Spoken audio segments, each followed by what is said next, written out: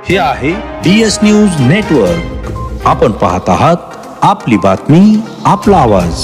नमस्कार, मी दिनकर शिंदे. आपण पाहताय DS न्यूज. तुमचं मत माझं मत मध्ये आपलं स्वागत. मित्रांनो, नवीन विषय नवीन मुद्दा मी आपल्या समोर घेऊन आलोय आणि तो मुद्दा असा आहे की शरद पवार यांच्या जवळून अजित पवार यांचा गट हा बाजूला गेलेला आहे, सत्तेत सहभागी झालेला आहे.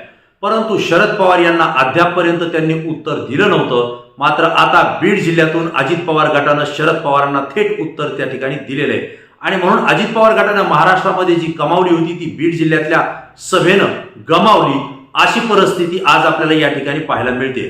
त्याचं कारण आहे तसं मित्रांनो, कारण अजित पवार गट हा शरद पवारांना सोडून सत्तेत ज्यावेळेस सहभागी झाला त्यावेळेस मात्र अजित पवार गटाच्या नेत्यांनी स्वतः अजित पवार यांच्यासह सर्वांनी सांगितलं की शरद पवार हे आमचे नेते आहेत, शरद पवार हे आमचे दैवत आहे, त्यांच्या विरोधात आम्ही एक शब्दही बोलू शकत नाही, कारण आमच्या विरोधात बोलण्याचा अधिकार शरद पवार यांना आहे, पण आम्ही बोलणार नाही असं स्पष्टपणे सांगितलं. त्यावेळेस अजित पवार गट एका विचारधारणेनं पुढे जाईल असं महाराष्ट्रातल्या जनतेला वाटलं होतं. परंतु झालंय असं की शरद पवार यांनी छगन भुजबळ यांच्या नाशिकमध्ये सभा घेतली, धनंजय मुंडे यांच्या जिल्ह्यात बीड जिल्ह्यामध्ये सभा घेतली आणि त्यासोबतच हसन मुश्रीफ यांच्या कोल्हापूरमध्ये सुद्धा सभा घेतली.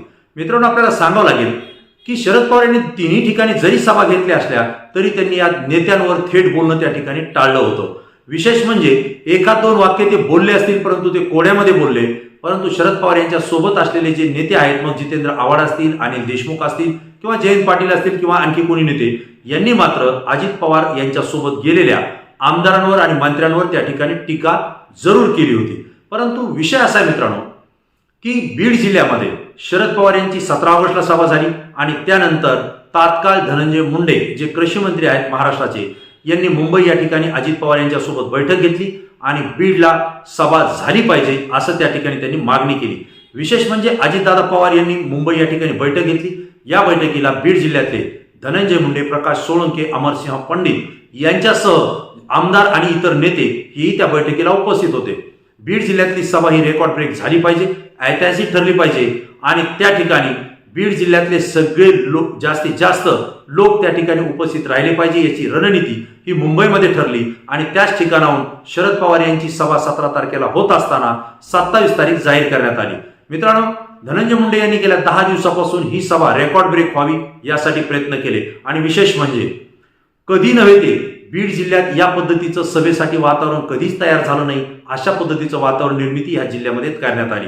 विशेषतः बीड शहरामध्ये प्रत्येक गल्लीबोळामध्ये आणि राष्ट्रीय महामार्गावर मोठमोठे बॅनर, नेत्यांचे मोठमोठे कटआउट आणि मोठमोठ्या कमानी त्या ठिकाणी लावण्यात आल्या होत्या.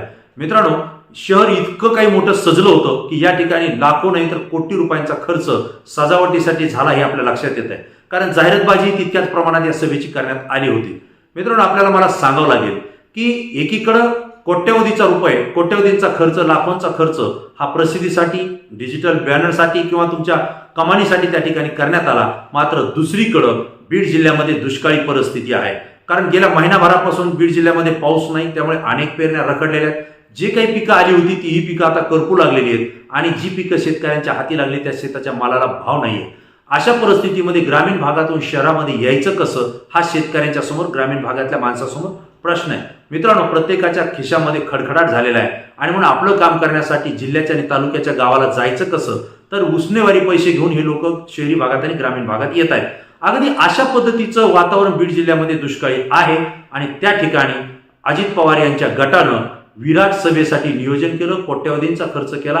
जो मोठमोठे कटआउट, नेत्यांचे फोटो पाहून हा ग्रामीण भागातून आलेला शेतकरी त्याच्याकडे उंच नजरेने पाहत होता आणि आपण किती खाली आहोत हे सुद्धा त्या ठिकाणी त्यानं अनुभवलं. कारण एकीकडे खिशामध्ये आपल्या पैसा नाही आणि दुसरीकडे लाखोंची उधळपट्टी सभेसाठी होते, हे सामान्य कार्यकर्त्याला, सामान्य माणसाला आणि शेतकऱ्याला या ठिकाणी पटलं नाही, हे आपल्या लक्षात आलं. त्याचं कारणही तसं झालं की जेव्हा सभा सुरू झाली या सभेमध्ये सुद्धा शरद पवार यांच्या विरोधात अजित पवार गटांचे नेते काही बोलतील असं वाटत नव्हतं. परंतु नेमकं झालं असं, कारण धनंजय मुंडे यांनी सांगितलं होतं की ही उत्तर देण्यासाठी सभा नाही तर उत्तरदायित्व सिद्ध करण्यासाठी ही सभा आहे. परंतु वास्तविक पाहता ज्यावेळेस आपण सभा पाहिली त्यावेळेस एक लक्षात आलं की धनंजय मुंडे यांनी थेट शरद पवारांवर आरोप केले, शरद पवारांवर टीका केली आणि विशेषतः त्यांनी प्रश्न असा विचारला जो आजपर्यंत कुणीही विचारला नव्हता. तो प्रश्न असा होता की शरद पवार यांनी बीड जिल्ह्यासाठी काय केलं, हा थेट प्रश्न त्यांनी विचारला. त्यावेळेस त्या ठिकाणी उपस्थित कार्यकर्ते असतील, राष्ट्रवादीचे पदाधिकारी असतील, ते अचंबित झाले, त्यांच्याही भावया उंचावल्या. कारण शरद पवारांना विचारणारा राष्ट्रवादी काँग्रेसचा आजपर्यंत एकही नेता नाही, कारण विरोधकांनाही असे कधी प्रश्न विचारले नाही. तो प्रश्न धनंजय मुंडे यांनी थेट विचारला.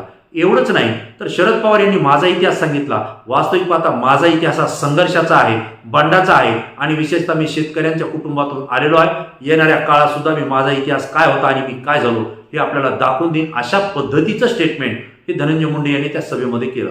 मित्रांनो, वास्तविक पाहता धनंजय मुंडे हे बीड जिल्ह्याचे पालक नेते म्हणून त्या ठिकाणी आपलं मत व्यक्त करतील असं वाटलं होतं. एक समजदार आणि वरिष्ठ नेता ज्या पद्धतीनं बोलतो तशा पद्धतीनं ते बोलतील असंही वाटलं होतं. परंतु सामान्य माणसांचं आणि कार्यकर्त्यांचं भाषण ऐकताना त्या ठिकाणी समाधान झालं नाही, कारण धनंजय मुंडे यांनी द्वेषामध्ये आक्रमक आणि एखाद्या प्रचार सभेमध्ये बोलावं अशा पद्धतीचं त्यांनी त्या ठिकाणी भाषण केलं.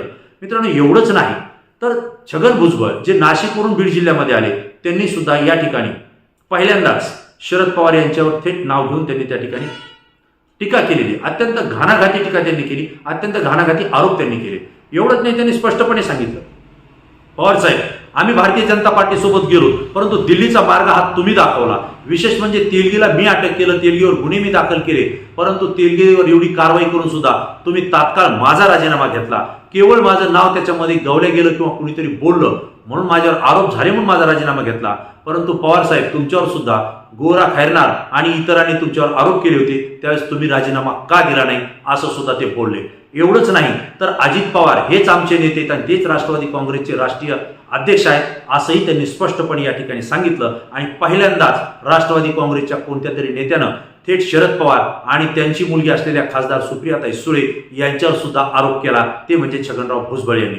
छगनराव भुजबळ म्हणाले की शरद पवार नाशिकला आले, माझ्या विरोधात बोलले, मी जनतेची माफी मागतो म्हणाले, परंतु माझा प्रश्न त्यांना आहे की मला उमेदवारी दिली म्हणून तुम्ही जनतेची माफी मागताय, तर तुम्हाला महाराष्ट्रातल्या प्रत्येक मतदारसंघात जाऊन माफी मागावं लागेल असंही बोललो. माझ्या मतदारसंघात येऊन बोलले, धनंजय मुंडे यांच्या मतदारसंघात येऊन त्यांचा इतिहास काढला, तर हसन मुश्रीफ यांच्या कोल्हापूरमध्ये जाऊन सुद्धा त्या ठिकाणी रोखठोक स्टेटमेंट हे शरद पवार यांनी केलं. मात्र ज्यावेळेस अजित पवार बारामतीमध्ये गेले त्यावेळेस मात्र सुप्रियाताई सुळे यांनी स्पष्ट सांगितलं की अजित पवार हे आमचे नेते. म्हणजे आमच्याकडे शरद पवार ज्यावेळेस सभा घेतात त्यावेळेस अजित पवार हे नेते नाही म्हणून सांगतात, मात्र बारामतीमध्ये गेला की अजित पवार हे आमचे नेते म्हणून सांगतात. ही दुटप्पी भूमिका शरद पवार का घेतात असा सुद्धा घणाघाती आरोप या ठिकाणी छगन भुजबळ यांनी त्या ठिकाणी केला होता. मित्रांनो, एकंदरीत ही सभा पाहताना प्रेक्षकांना, त्या ठिकाणी कार्यकर्त्यांना आणि बीड जिल्ह्यातून आलेल्या लोकांना हे विचार पटले नाही आणि म्हणूनच धनंजय मुंडे यांचं अर्ध भाषण होत सुरू असतानाच त्या ठिकाणी कार्यकर्ते उठले आणि सभेतून ते निघून चालले. धनंजय मुंडे यांनी आपलं भाषणही त्या ठिकाणी आवर्त घेतलं. 3 वेळेस त्यांनी कार्यकर्त्यांना बसण्याची विनंती केली, शांतता राखण्याची विनंती केली आणि आभार प्रदर्शन होईल तोपर्यंत सभा सोडू नका अशीही त्यांनी हात जोडून विनंती केली. मात्र धनंजय मुंडे यांचं भाषण संपलं आणि कार्यकर्ते सभेतून मोठ्या प्रमाणावर उठले आणि बाहेर ते निघून गेले. यानंतर सुनील तटकरे बोलायला लागले. सुनील तटकरेंच्या भाषणालाही लोक बसले नाही, ते उठून गेले. प्रफुल्ल पटेलचंही भाषण लोकांनी ऐकलं नाही, तेही उठून गेले. आणि एवढंच नाही तर ज्यावेळेस द्वेषानं बोलण्यासाठी छगन भुजबळ उभा राहिले त्यांचंही अर्ध भाषण ऐकलं, परंतु शरद पवारांवर सातत्यानं टीका होत असताना हे कार्यकर्त्यांना पटलं नाही आणि कार्यकर्त्यांनी त्या ठिकाणी गोंधळ घातला, मोठा आवाज केला आणि त्या सभेतून उठून जाण्याची तयारी करून ते जागा सोडून निघून गेले. विशेषतः एकीकडे सभा सुरू असताना शेकडो कार्यकर्ते हे सभास्थळापासून आपापल्या गावी निघायला त्या ठिकाणी बाहेर पडताना आपल्याला पाहायला मिळाले. अजित पवार हे सभेला ज्यावेळेस उभा राहिले ते वैचारिक बोलले, अभ्यासू बोलले, विकासाच्या संदर्भात बोलले, परंतु जे कार्यकर्ते थांबले ते थांबले, इतर कार्यकर्ते त्या ठिकाणाहून निघून गेले.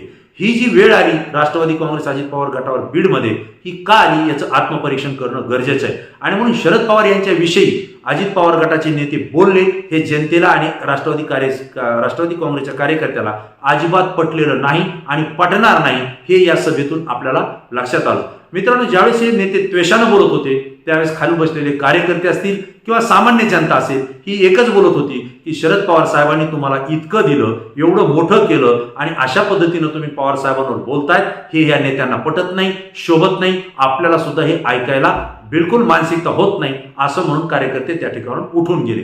मित्रांनो, एवढंच सांगण्याचा विषय आहे की ही सगळी सारांशाने ही चर्चा ऐकल्यानंतर, ही घटना पाहिल्यानंतर एकच लक्षात आलं की अजित पवार यांची सभा घेऊन शरद पवार यांना कोट्यावधी रुपये खर्च करून पैशांची उधळपट्टी करून उत्तर देणं हे गरजेचं होतं का? आणि विशेषतः ज्या मराठवाड्यात आणि बीड जिल्ह्यात दुष्काळी परिस्थिती आहे, शेतकरी त्या ठिकाणी बेचैन झालेला आहे, हैराण झालेला आहे, अशा परिस्थितीमध्ये कोट्यावधी रुपयांची उधळण करून सभा घेऊन आपण नेमकं काय साध्य केलं आणि ही सभा ऐतिहासिक आणि विराट कशासाठी करायची होती हाही प्रश्न या ठिकाणी उपस्थित होतोय. एवढंच नाही तर धनंजय मुंडे यांनी स्पष्टपणे सांगितलं, पंतप्रधान अटल बिहारी वाजपेयी असतील, लालकृष्ण अडवाणी असतील, यांच्या सुद्धा सभा अशा झाल्या नाहीत.